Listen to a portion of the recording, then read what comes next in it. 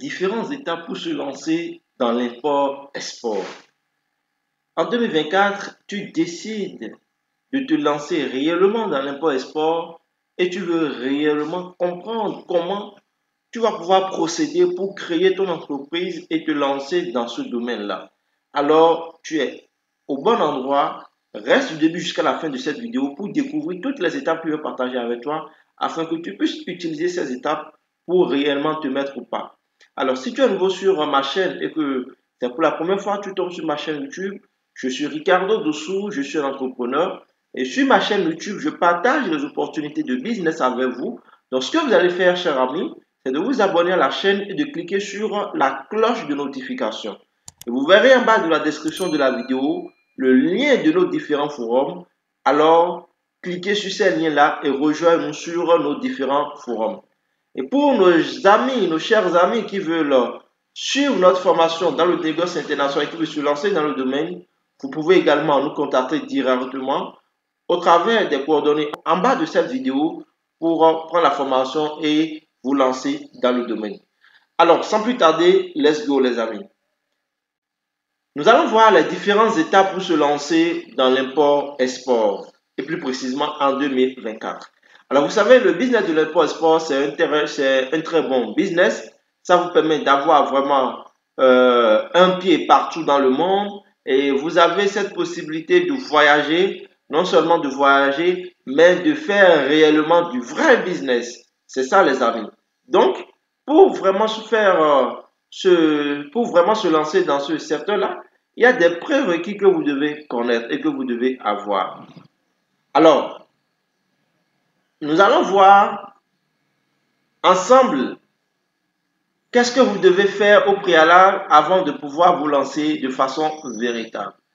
Quelqu'un qui veut se lancer dans l'import-export ne veut pas procéder comme quelqu'un qui veut juste créer une entreprise lambda. Non.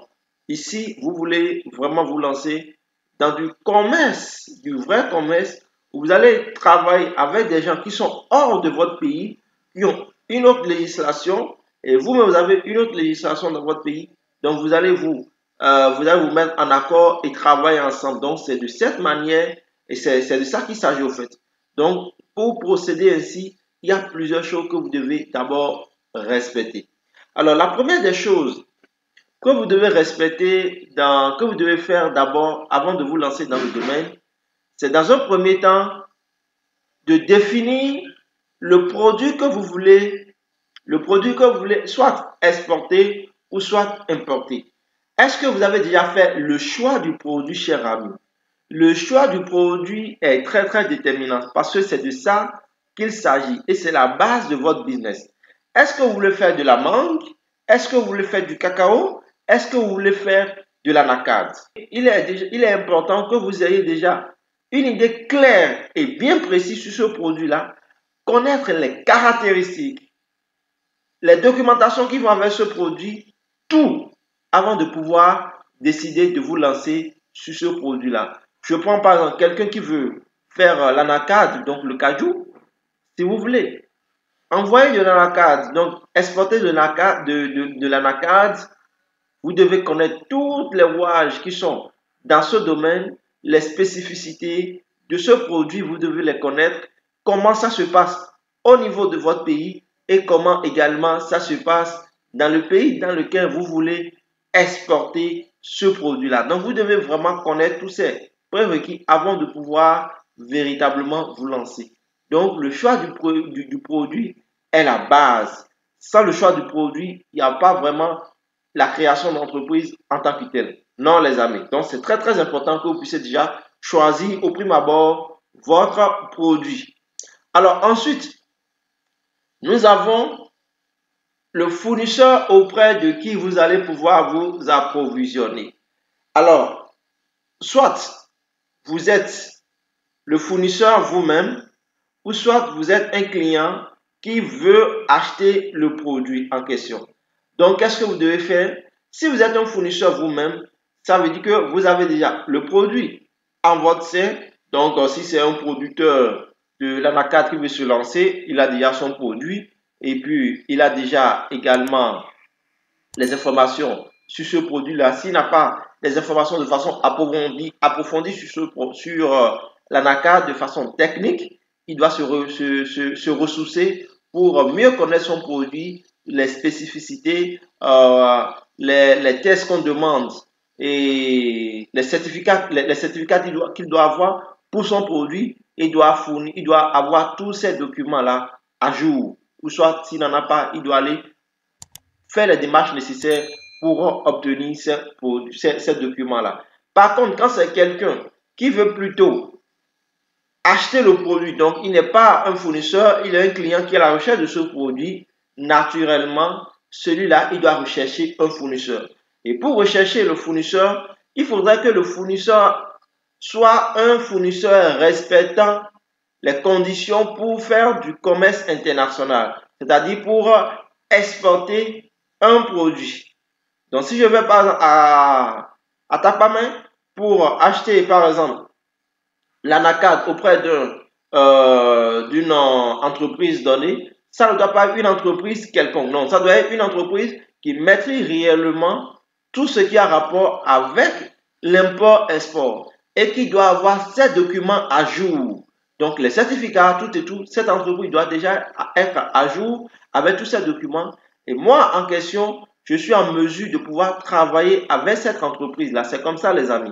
Donc, c'est important que vous sachiez comment choisir votre fournisseur. C'est très, très important dans l'import-export. Sinon, vous allez taper poteau. C'est très important. Donc, le choix du fournisseur est primordial. Et vous entrez en contact avec le fournisseur, vous discutez avec le fournisseur, il est en mesure de pouvoir vous donner les informations dont vous avez besoin sans aucun problème, cher ami.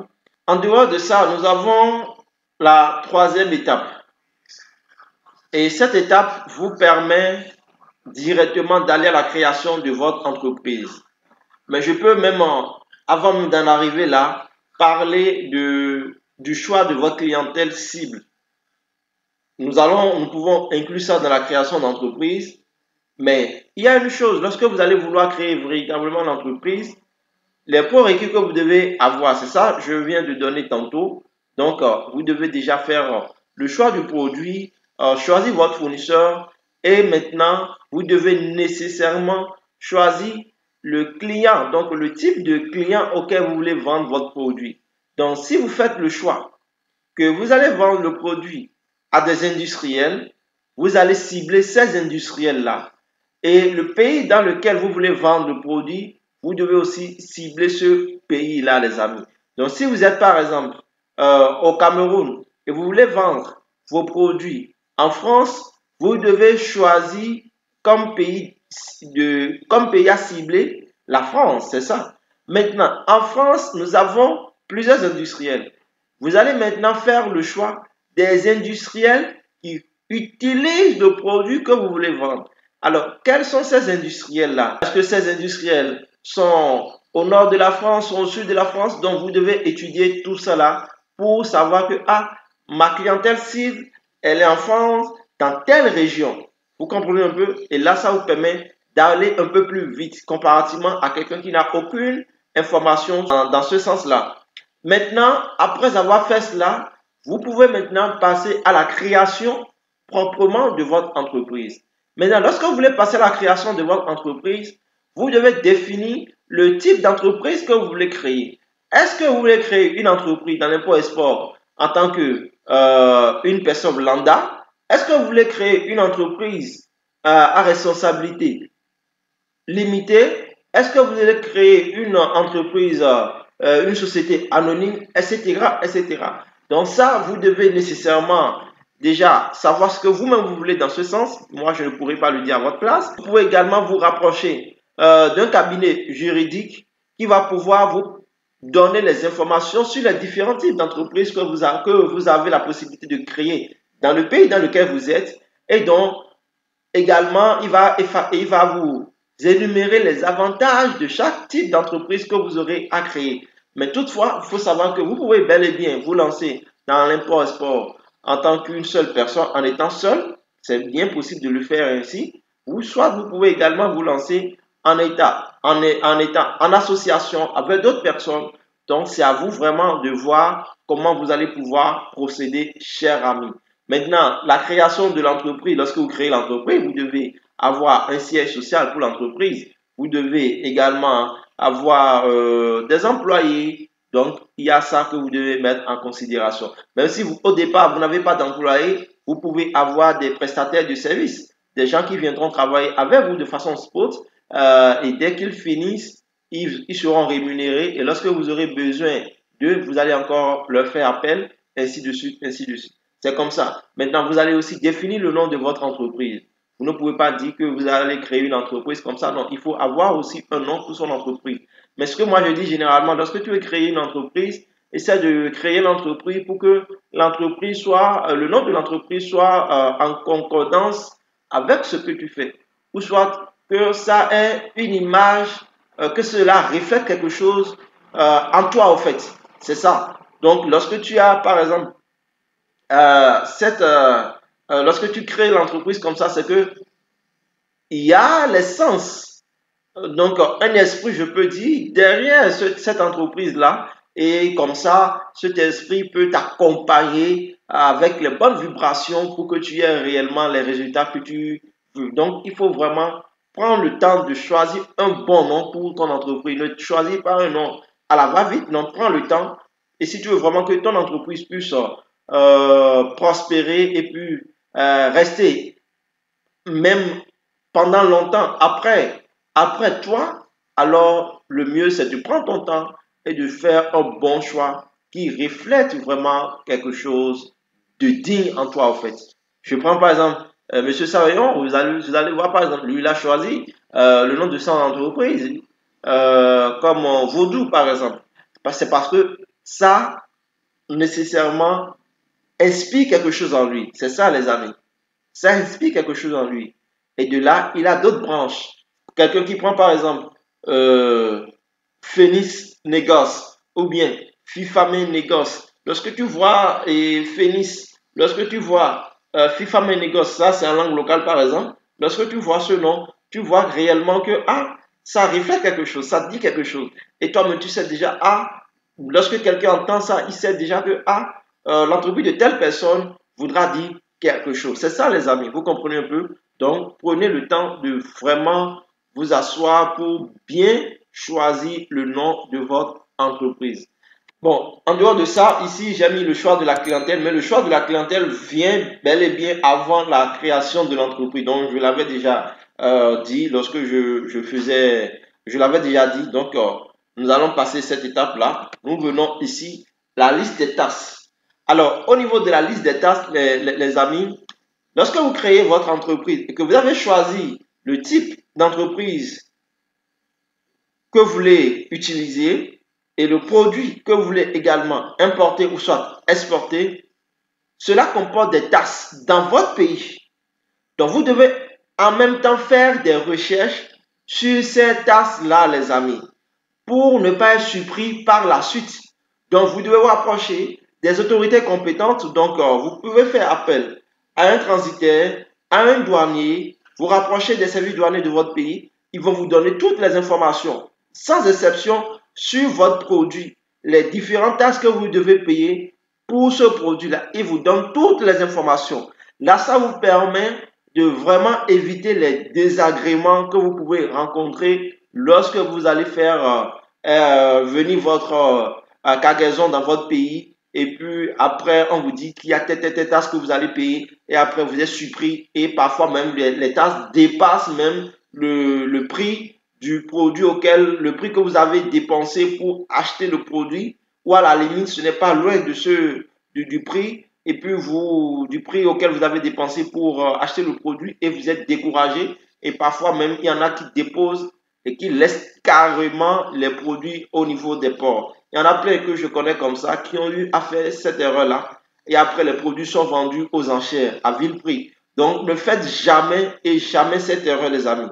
Si lorsque vous voulez envoyer votre produit dans votre pays, donc importer le produit dans votre pays, si vous prenez la peine d'aller vous ressourcer auprès des services douaniers, vous allez mieux et vraiment mieux vous situer. C'est ça, les amis. C'est ça. Et lorsqu'on parle des affaires où il faut avoir des amis ou bien des connaissances au poste douanier, c'est vrai, si vous avez des gens comme ça au niveau des postes douaniers, vous pouvez bénéficier d'un peu de rabais, c'est ça. Mais ne comptez toujours pas sur ça parce que celui que vous avez là peut être changé à tout moment. Donc ne misez pas sur ça, les amis. Faites vos points à l'avance. Si vous avez un ami là-bas et si lorsque vous faites l'importation et que le produit vient au port dans votre pays et que votre ami est toujours là, vous pouvez utiliser ce service pour avoir des réductions de taxes. Dans le cas contraire, vous allez simplement payer le prix normal. C'est ça, les amis. Donc, ayez toujours ça en tête pour éviter après des désagréments. Il y en a plusieurs qui sont tombés dans ce piège-là et je ne voudrais pas que vous soyez, que vous tombiez vous aussi qui suivez actuellement cette vidéo dans ce piège, les amis. Alors, en dehors de ça, maintenant, nous allons voir le transport et la logistique. Qui dit import-export dit transport et logistique. Vous ne pouvez pas parler de l'import-export sans parler de la logistique, les amis. C'est très, très, très faux. Si vous parlez de ça sans la logistique, c'est que vous avez menti. Vous devez toujours prendre en considération cela, les amis. Lorsque vous avez importé votre produit, le produit ne va pas être gardé sur la tête et on va faire sortir ça du port. Non, les amis. Il faudrait que le produit sorte nécessairement par voie terrestre pour aller dans votre magasin. Même depuis le lieu où vous avez acheté votre produit, naturellement, ça a déjà été transporté par voie terrestre avant d'aller au port. C'est comme ça, les amis. Ça voudra dire quoi? Vous devez avoir pour amis les transitaires, les transporteurs. Ces gens doivent être vos amis et vous allez fonctionner avec eux.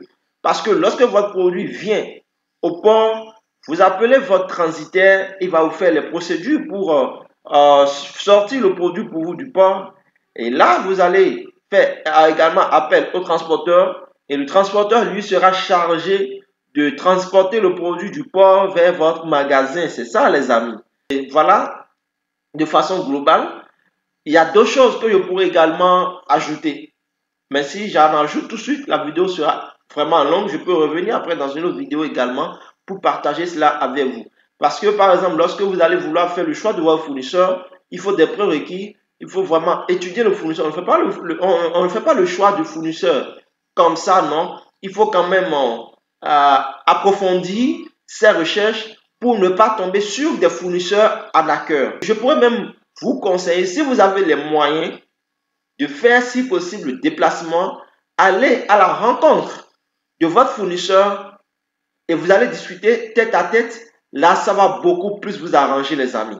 Oui, là, ça va beaucoup plus vous arranger. Et vous pouvez même, si c'est en Chine par exemple, rester en Chine pendant 2 semaines, faire le processus, acheter tous vos produits et envoyer le produit. Et après, une fois que le produit est envoyé, donc en cours de route, vous pouvez maintenant prendre le navire et vous pouvez maintenant prendre l'avion et puis revenir dans votre pays. Et quelques jours après, le produit sera dans votre port de destination. C'est comme ça. Mais si vous faites le malin et vous allez choisir le fournisseur au hasard, non seulement il va vous voler votre argent, mais en plus vous aurez tout perdu parce que vous n'aurez plus vraiment cet engouement-là de pouvoir continuer dans le domaine. Alors qu'il y a bel et bien de l'argent dans le domaine et c'est à vous de savoir faire attention et de savoir poser vos pieds pour véritablement en profiter, chers amis.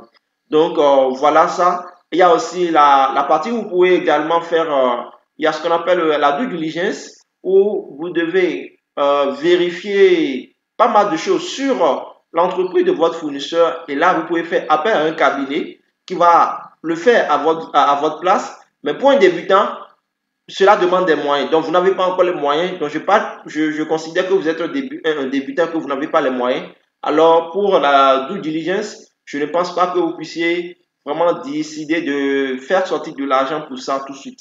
Mais si vous avez au moins la possibilité de prendre l'avion pour aller rencontrer votre fournisseur, faites-le. Même si votre fournisseur n'est pas si loin de chez vous et que c'est dans un pays frontalier à vous, prenez la voiture, allez le rencontrer. C'est important, les amis. Allez le rencontrer face to face. Vous allez discuter avec lui, vous allez mettre les choses au point et puis vous concluez et puis vous prenez vos produits et puis vous envoyez le produit dans votre pays pour éviter les cas d'arnaque, les amis. C'est ça. Donc voilà, chers amis, ce que j'ai voulu partager avec vous au travers de cette vidéo. Dites-moi en commentaire ce que vous en pensez. Si vous avez des choses à ajouter, vous pouvez les ajouter. Je suis preneur volontiers. Et n'oubliez pas, pour ceux qui veulent se lancer dans le domaine, vous pouvez toujours nous contacter et nous allons pouvoir vous accompagner à vous lancer dans le domaine. Le négoce international, c'est une activité bel et bien lucrative, mais qui demande vraiment d'être présent, corps et âme, esprit, entièrement présent et en même temps aussi d'être très vigilant parce qu'il y a aussi des brebis galeuses déguisées dans le domaine et vous devez faire très attention à ceux-là aussi pour éviter toute autre déconvenue par la suite. Sur ce, on se dit alors à très bientôt pour un nouveau, mes chers amis. Et n'oubliez pas de vous abonner et partager la vidéo autour de vous. Bye bye.